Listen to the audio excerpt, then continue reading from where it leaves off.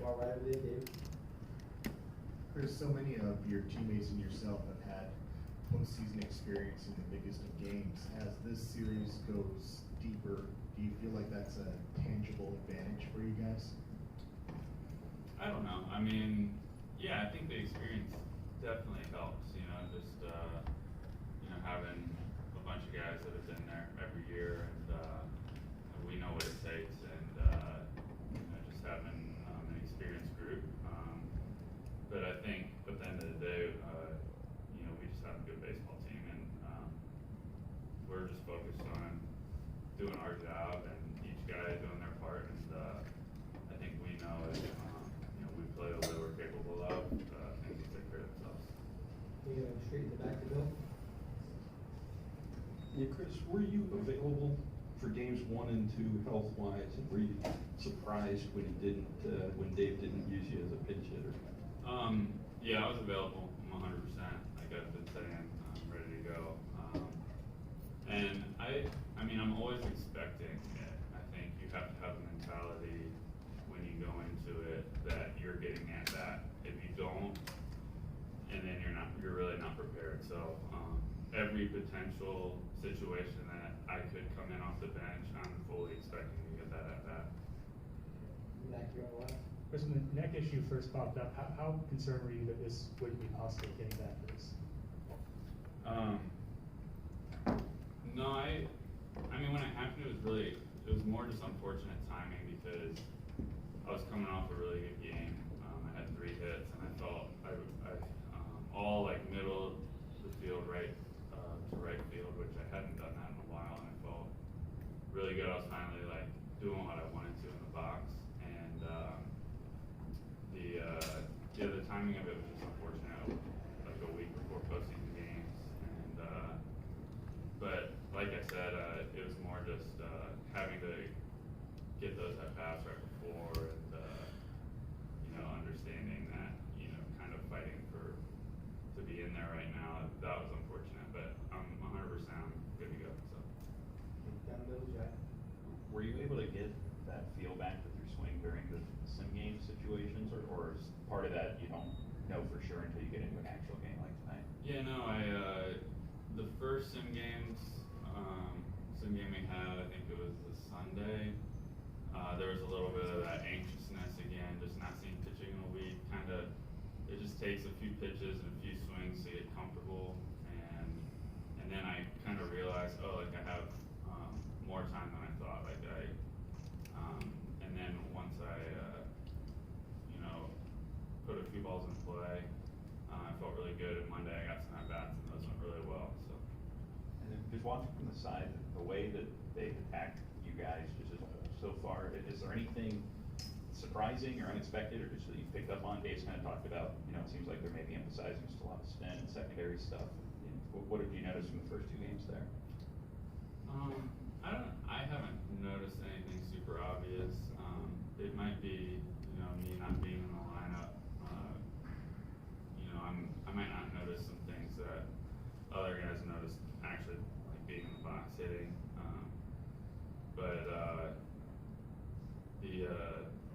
Like I said, like I'm down in the cage and I'm like staying loose and hitting and stuff, so there might be some things I missed, but no, I think they're playing good baseball. You can see that right now.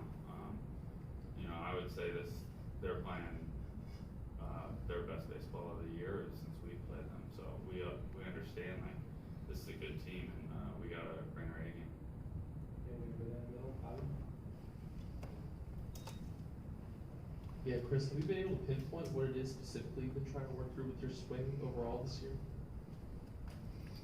I mean, there's so many. It's a long season. That's such a broad question of like, right now I'm in a good spot. I'll just say that, and like, I feel like I can, at this point in time, I can actually do what I'm wanting to do, and that's use the whole field, hit the ball, gap to gap, and throughout the year, I was really having trouble doing that.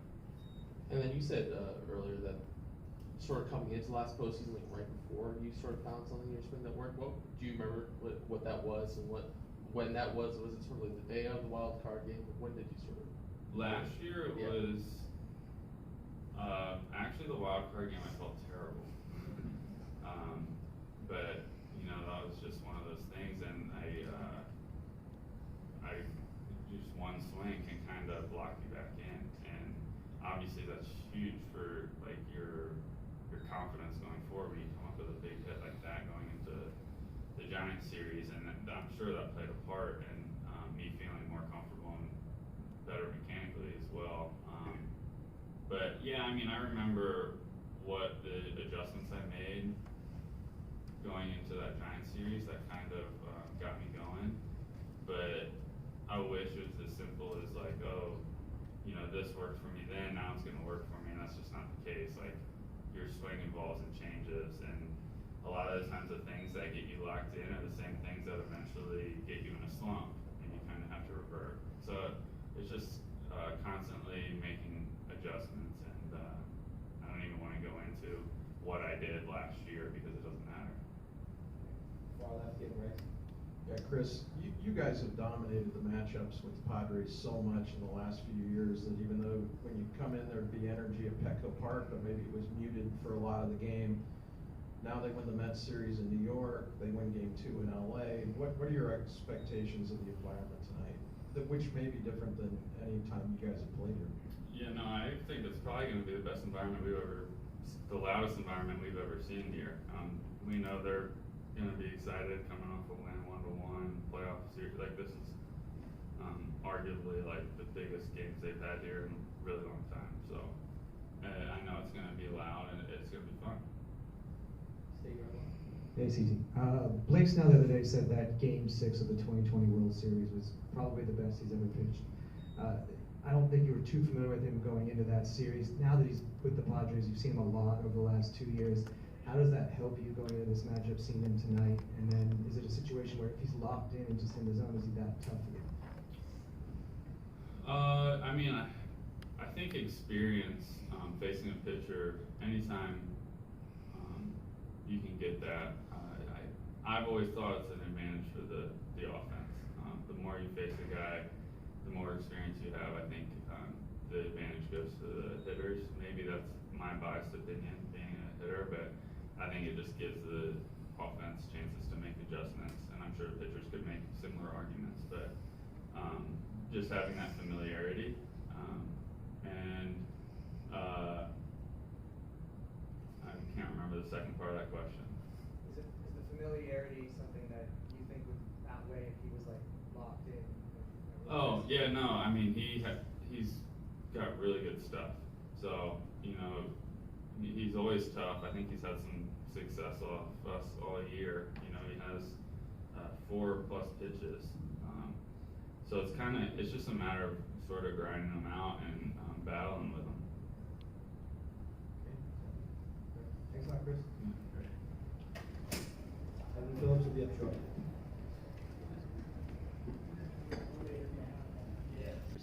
Padres are playing their best baseball of the season. In that first game when you came in for the 6th inning, could you sense that as well? Their at-bats, are they the best that you've experienced so far this year, especially after just seeing them in September?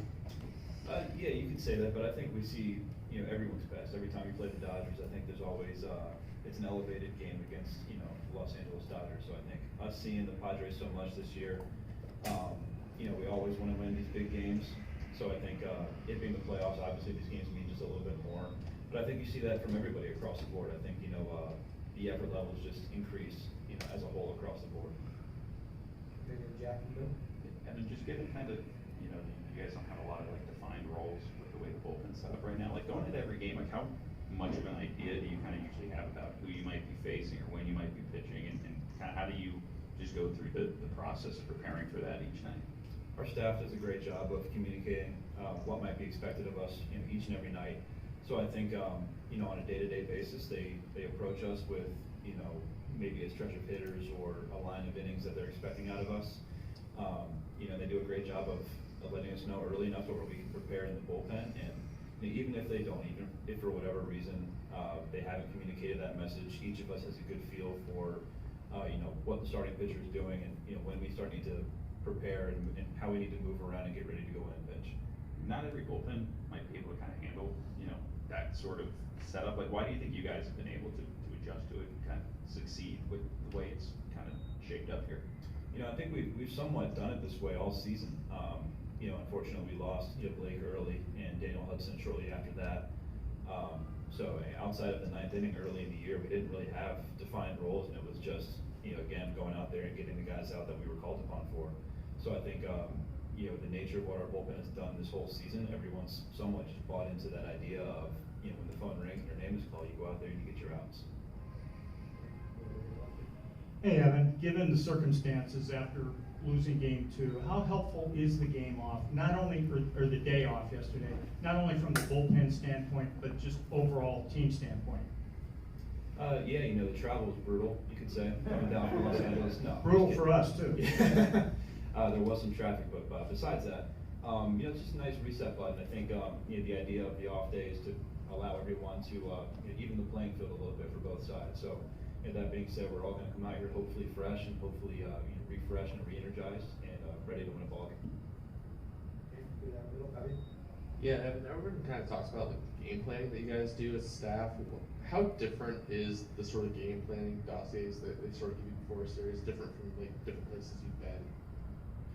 You know, it's hard for me to really expand on that because, you know, in my, you know, prior organizations, you know, Baltimore, we didn't really have as many defined roles. It was more so who's available to pitch that night. You know, it's much different with a winning ball club that's got the idea of winning the World Series. So this is the first time I've really experienced anything like this, but just as a baseball fan and watching games, you know, growing up, you know, it felt like there was always that 6th, 7th, 8th, 9th inning guy. But I think, you know, the Dodgers have kind of invented this new way of approach to a bullpen, you could say. And I think you've seen it work for us, you know, most of the season. And it's just a more, I guess, like a focused approach on getting certain hitters out and understanding, you know, what pitcher may have an advantage over those guys, you know, each and every night. How much do you get used to pitching and leverage? Just you having to slow down the moment and sort of anticipate everything that sort of comes with it, especially in this environment. Yeah, my mindset has been, you know, something I've had to develop, you know, over the course of my entire pitching career, you know, all the way from high school through college. You know, there have been moments where I would let situations or you know, the score dictate, you know, my emotions for that inning, and it was just a very unhealthy, you know, process for me. So allowing myself to, you know, hit zero every single time and go out there with just a baseline mentality every single inning, no matter what inning it is, has really helped with those leverage innings. Hey, your starting pitcher tonight, Tony Gonsolin, reminds me a little of you in the sense that, you know, he's been around the game for a while, but this year in particular, they put the pieces together and they're having a career season. So on the opposite side, Blake Snell's a former Cy Young Award winner, historically has been very good. When it comes to that matchup in the postseason, does recent success and having a great year roll over, or is like, you know, having historically multi-year success, how do you think that plays out? You know, I think both of them can go hand in hand. You know, what Blake Snell has done across his career is very commendable, and I think the Padres would expect to get some of that here tonight. And, you know, same goes for the Dodgers with us, with Tony. He's had a career season, like you said, and we expect to get the best out of him as well. Anything else, Rob? Okay, thanks, Evan. Thank you, guys. Get Robin to be in charge.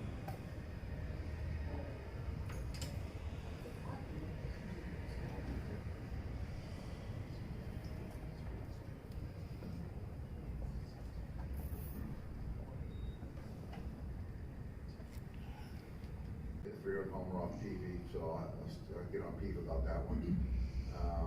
Or not, Pujols did, I'm sorry, Pujols hit a three-run homer off TV. And we just laid an egg against Weaver in the shadow. So I remember that it was, I think Chris Young won a game for us maybe. Yeah, unfortunately, couldn't do it. How about bringing playoff baseball to San Diego? Yeah, as far as that, I mean, I'll tell you, I remember going to Qualcomm and waving my, as I tell my good friend Trevor Hoffman, I used to cheer for him when I was growing up. So waving the white towel and watching Trevor come into games, and you know, from '84 on. So to play here and to see that at Petco Park was great.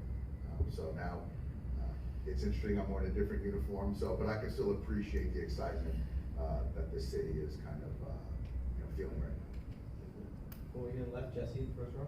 Dave, on the topic of postseason experience, I mean, you've seen a lot of guys get their first experience and then subsequently kind of add to that. How much value for hitters do you think those experiences were? Yeah, I think with most hitters, experience matters more. Just calming the nerves, slowing the game down, where I think that certain times hitters with not a lot of experience come off and start to a good start in the postseason. Certainly happens, that's baseball, but I think for the most part, if you kind of look back, guys, kind of the more at-bats they take, the better at-bat quality, the more success they might have. I think with pitchers, it's not as much the case as in with hitters, and that's just my thought. You're gonna go to the right, Mikey? Dave, what was your reaction when Buck had Musgrove check the other day? And as a manager, how do you sort of weigh that cost benefit of doing something like that? I was surprised. I'm sure Buck had his reasons. I was surprised, and I don't know if I would have, taken that approach. But again, Buck knows, whether it's gamesmanship or whatever it might be, that was a decision he made. But I was a little taken aback. Back there, Bill? Yeah, Dave, over the last couple of years, you've said as Mookie goes, the team goes. Does that change with the depth of the lineup you have now, and what do you see him struggling with? It's not all, it can't all be on Mookie. It certainly makes life easier on everyone when he's going. We feed off his performance, his energy. When he gets on base, it creates tension. Getting a guy in the stretch, certainly beneficial for the rest of the guys. I think with Mookie, it's just, and this is going to be a good test today, in the sense that it's big stuff, and it's kind of touching all quadrants of the hitting zone. And so I think the key thing for Mookie is to just kind of lock in on his nitro zone. And I think that I guess is fair for any hitter. But the last thing, I'm impressed to Mookie is if he doesn't go, then we have no chance to score runs. So I don't believe that, but certainly makes life a lot easier for everyone, and Mookie knows that too.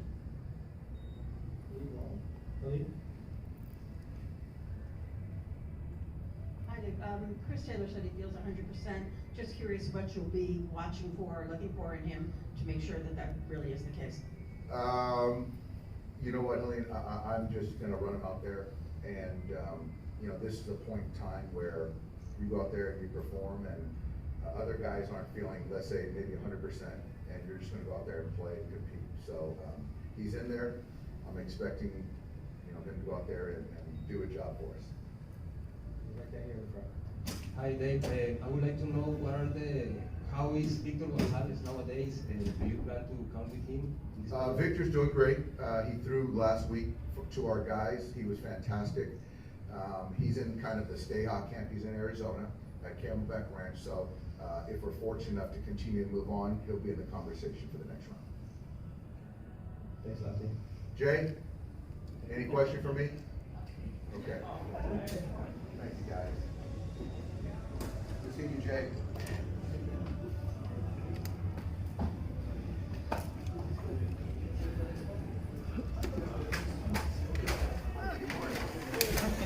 Okay. Sounds good, man. Wonderful job. Oh, thank you. Appreciate it. Nah, we're good. We're good. Yeah.